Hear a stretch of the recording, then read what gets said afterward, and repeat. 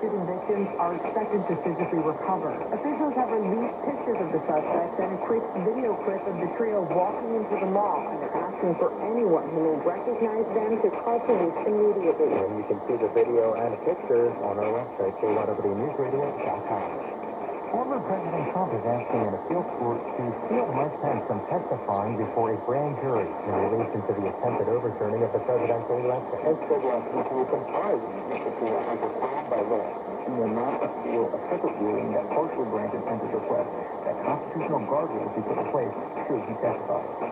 Mrs. Office declined to comment on the appeal in a statement. A spokesperson for the House President said in part, special counsel is stepping far outside the norm in impeachment Pence's testimony. Robert Gary, CBS News, Washington. The word office took a new meaning during COVID. We're getting a better picture of what the COVID-19 pandemic did to, or maybe more appropriately, for working from home. The Census Bureau says the biggest jump to an information